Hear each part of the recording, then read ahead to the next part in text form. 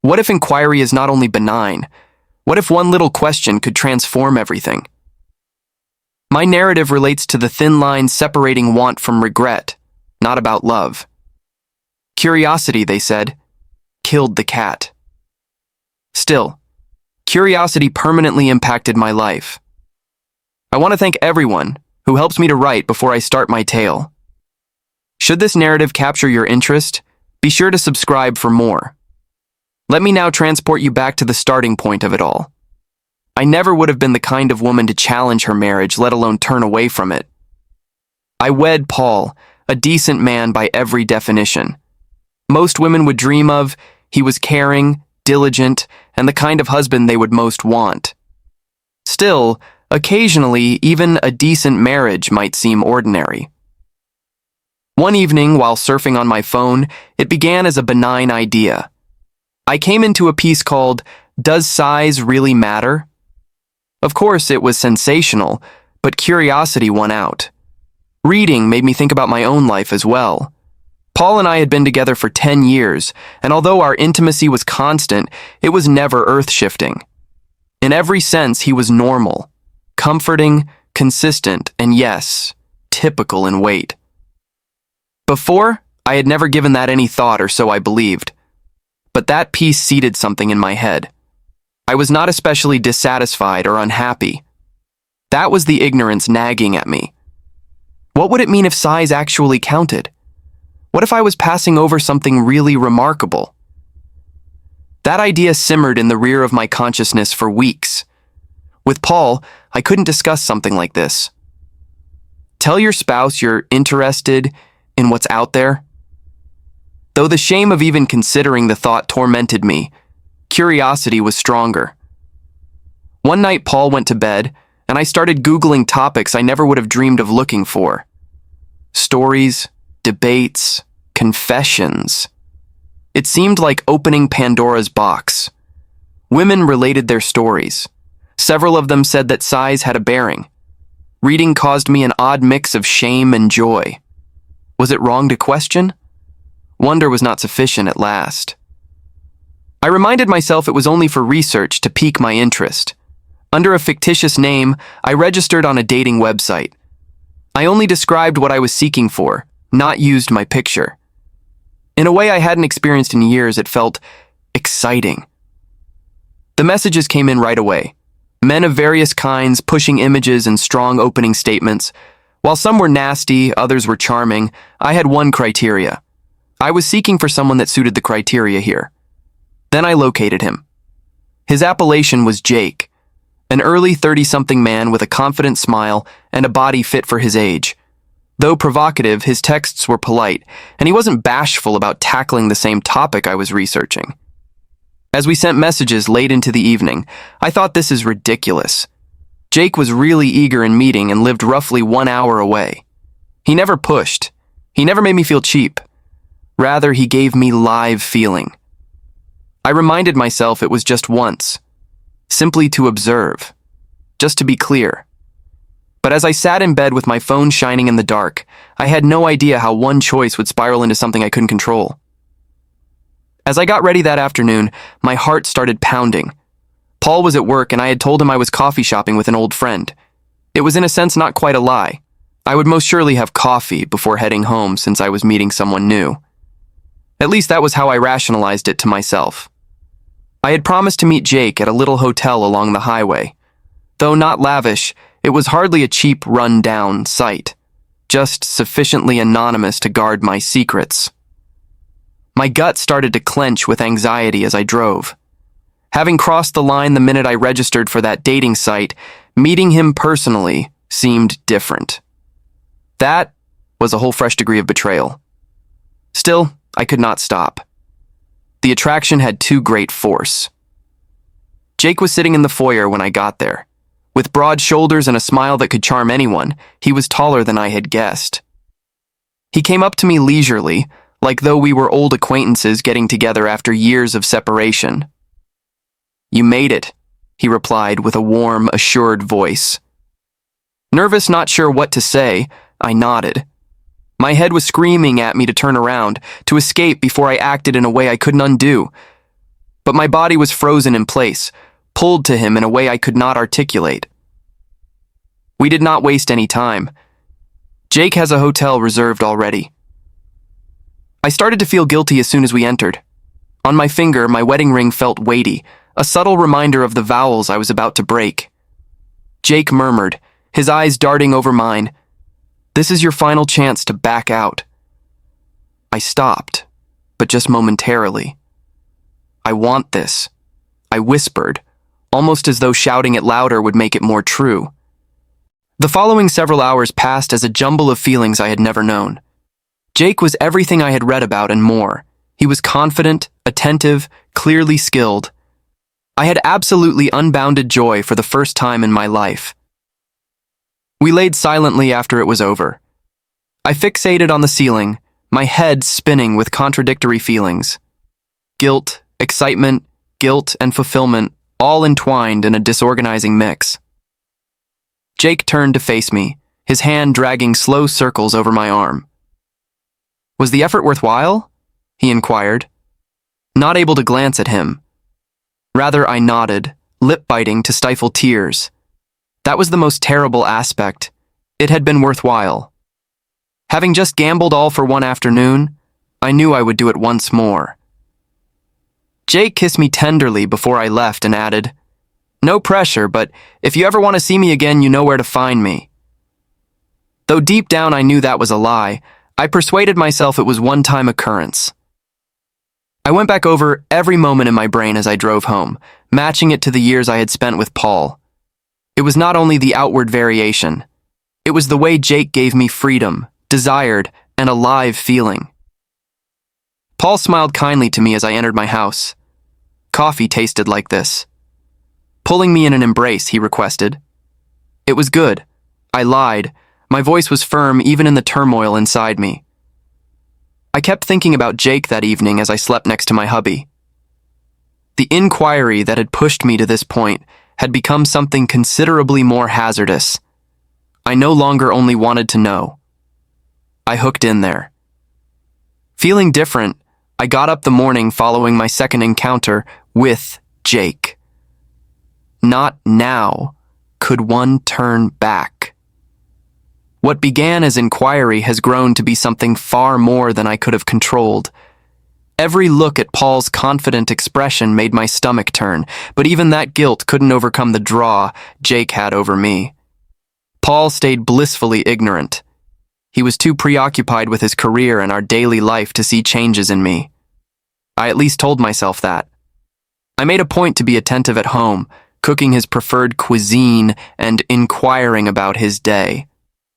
It resembled almost overcompensating for the guilt I carried. Unaware that my sensitivity was hiding something far worse, he assumed I was just being sweet. The truth was, though, Jake dominated all I thought. Every note he sent set my heart pounding. Every kiss and contact came back to me as I laid next to Paul late at night. I began to feel as much as physically hungry for Jake. The issue went beyond the thrill Jake offered. It was the juxtaposition.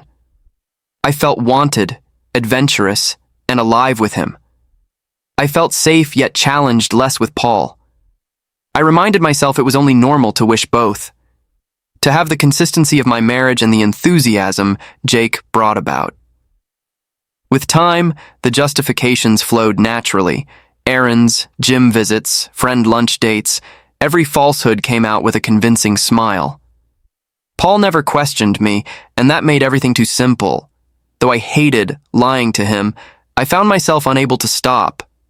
For his part, Jake never urged for more than I was ready to offer. He never inquired about Paul or my life away from our conferences. That helped us, in a sense, separate what we had. Our time together was like entering another planet, one in which guilt and my obligations vanished. Spending more time with Jake let me realize why I couldn't stop. Though that was clearly a component of it, it was more than just the physical aspect. It was how I felt seen by him. He pointed out a side of me I had not knew existed. I wasn't only a homemaker or a wife with Jake. I was a vibrantly alive woman. I returned home one evening after yet another afternoon with Jake and discovered Paul waiting for me with dinner cooked. "I thought I would surprise you," he grinned. The weight of what I was doing struck me at that same instant. Here was my husband, the man who had been at my side through all. The man continues staring at me as if I were the only lady on earth, and here I was consistently betraying him. I forced myself to dismiss Jake from my mind after kissing him on the cheek and thanking him. That evening I determined to stop, but I could not. I was back in Jake's arms the next week exactly. Stronger than my remorse, stronger than my love for Paul, was the addiction. Every time I convinced myself it would be the last, I found myself exactly back where I began. Though he knew I was captivated, Jake just asked for what I offered. He joked one afternoon as we lay twisted in the covers. "You keep claiming it's the last time." I laughed, but there was no humor in it. "Complicated," I remarked. He said, moving a strand of hair off my face, "Life always is." Actually, I wanted to keep on. Giving Jake seems like chopping off a piece of myself. I realized, though, I could not maintain this indefinitely. The lies were mounting, and sooner or later something will show. But for now, I pushed such ideas away. I wasn't ready to deal with the fallout. Not right now. My life had turned into a well-planned performance, a balancing act I never could have thought myself able to do. To Paul, I remained the same dependable, consistent, loving wife. I plotted our dinners, smiled at his jokes, and made sure our life together went without a hitch.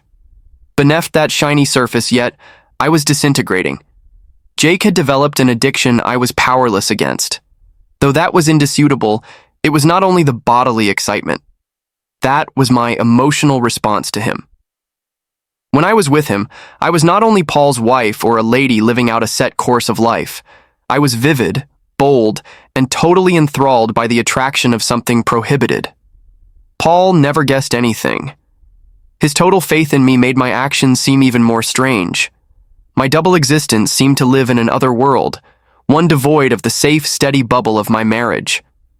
As Jake and I began to meet more regularly, our stolen moments became the highlight of my week.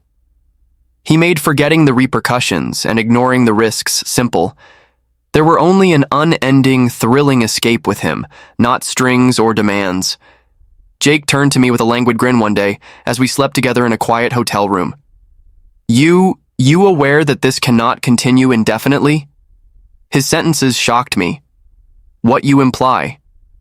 Rising on one elbow, I asked. "You have a life," he stated just now. "A husband, seeing the world of you. Though I'm not suggesting we quit, you should be aware that this kind of thing expires." I preferred not to consider that. Jake had evolved into my haven, my covert getaway from the grind of daily life. Giving him up seemed to be losing a piece of me. I said gently, not ready for it to stop. Jake stretched forward to sweep a hair strand from my face. "Then let's not consider it," he murmured grinningly, dragging me back into his arms. At home, life went as usual. Paul was as consistent and focused as ever, and I took great care to perform my part exactly. I had honed the craft of compartmentalizing, separating my two realities. I persuaded myself that damage was not being done as long as Paul never suspected. Actually, though, I was beginning to lose control. Jake dominated my thinking all the time. Every piece of writing he produced set my heart racing. Every look at my phone reminded me of the life I was hiding. I began stretching the envelope of what I could get away with and taking greater chances. Longer shopping visits accompanied by friend lunch dates. Every falsehood came more naturally than the previous one. Paul trusted me totally, and that became my safety net. One evening, Paul and I were sitting on the couch watching a movie when I caught myself once more contrasting him with Jake. Paul was all I should have desired. Consistent, kind, and dependable. Jake, though, was something very different. In a sense, Paul never could. He gave me life. I berated myself for thinking that way. Paul had not earned any of this. He was a decent man, a kind husband who had not done anything to call for my desertion. Still, I found myself unable to quit. I couldn't ignore something Jake had stirred in me. Not only was size clearly a consideration, but also other elements. It was his manner of making me feel desired. He pointed out a side of me I had not knew existed. I watched my reflection in the rearview mirror one afternoon as I sat in my car following another appointment with Jake. I hardly could identify the woman turning back at me. She was unabashed, forthright, and confident. She was a liar, too, someone who had built her life on dishonesty. I urged myself I could maintain this, that as long as I was diligent, Paul would never learn, and possibly he wouldn't as well. But the fissures were showing in me rather than in my marriage. I let myself face the truth at last. I was not simply interested anymore. I developed addiction, and I had no idea whether I could ever quit. The weeks with Jake stretched into months, and my double existence became to define me. Constant balancing the two worlds made it draining. Still, the excitement of it propelled me forward. Every conference with Jake felt as though one were entering a fantasy. Every return to Paul was also like waking up to reality. Dreams do not, however, last indefinitely. He looked at me with an intensity that caused my chest to tighten one day as I lay next to Jake in another peaceful hotel room. "You ever give any thought to where this is leading?" His voice low but steady, he asked. I avoided his eye and instead followed designs on the sheets. "What does this mean?" he said, pointing between us. "This. You value your hubby, I know. I'm not aiming to muck about with it, but you cannot continue to divide yourself in two this way." I tried to swallow hard. His comments pierced the mist I had been living in. He was in line. The truth was, I was playing with fire, even if I wanted to pretend I could keep both worlds apart permanently. Jake's hand discovered mine, his touch light but strong. "Emily, you have to work out your preferences. You cannot keep running on this tightrope. I am not trying to push you away here. Eventually, it is going to break." Long after I departed that day, his comments lingered with me. I could not ignore the shame and act as though everything was good for the first time. I treasured Paul. Actually, I did. But with Jake, I discovered something I never even knew I was lacking. I couldn't sleep that evening in bed close to Paul. I watched him breathe. His face in the low light was soft and calm. He was ignorant of the fury burning inside me or the decisions I had to make. I considered all Jake had handed me. Passion, thrill of something fresh, enthusiasm. I also considered what I would be losing, though. Paul was not only my spouse, he was my companion, my lover, the man who had created a life with me. I decided early the next morning. One last time I saw Jake, the weight of my decision weighing down on me the whole drive. He greeted me with his customary elegance when I went into the room, but he looked knowingly. "This is it then?" He spoke gently. I nodded, tears playing about the edges of my eyes. "Jake, I cannot continue to do this. I adore my man. My life is wonderful, and I cannot continue to gamble it for this." Jake never tried to persuade me or argue with me. Rather, he stretched forward and grabbed my hand. "I understand," he said. "For what it's worth, too, I hope you locate what you need." Grateful for his understanding, I grinned through my tears. Though I knew it was the correct thing to do, bidding farewell to him felt like losing a bit of me. That day, driving home, I had an unusual calm. I had discovered the solution to the problem sparking it all. Was scale important? Indeed, it counted in ways I had not anticipated. It was not all, though. More important were the life I had created with Paul, our love and mutual trust. Paul was there, grinning as usual when I came through the door. I gave him a firm hug, buried my face in his chest, and inhaled in his familiar aroma. "For what use is this?" he asked with a kind laugh. "Just because," my voice heavy with feeling said. I knew I'd decided well. Regarding myself, Jake had showed me something I hadn't known I needed. Ultimately, though, my family, my marriage, and the life I shared with Paul counted more than anything else.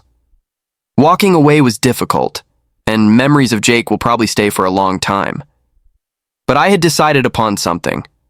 Though it almost cost me everything, my curiosity also helped me to see what really important. Paul need not know the truth.